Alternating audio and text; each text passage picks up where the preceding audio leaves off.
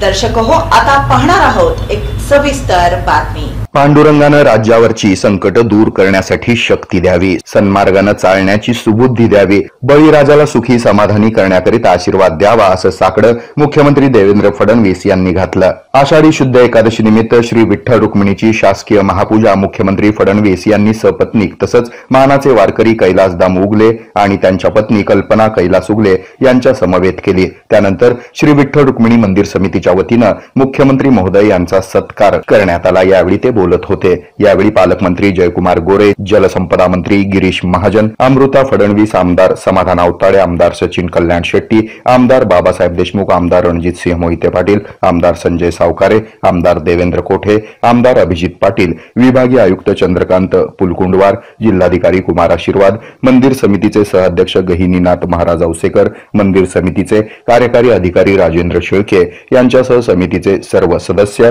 आणि मान्यवर उपस्थित होते। यावेळी पालकमंत्र्यांनी आणि जिल्हा प्रशासनानं व्हीआयपी दर्शन बंद करण्याचा निर्णय घेतला। त्यामुळे सर्वसामान्य भाविकांचा श्री विठ्ठल दर्शनाचा कालावधी 5 तासांनी कमी झाल्याचं मुख्यमंत्री म्हणाले। त्यांनी यावेळी समाधान व्यक्त केला।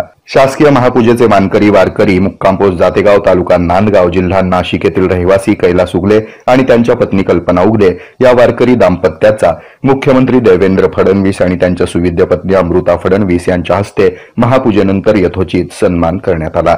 तसंच एसटी महामंडळाकडून त्यांना मोफत वर्षभर एसटी पास मुख्यमंत्री महोदयांच्या हस्ते वितरित करण्यात आला।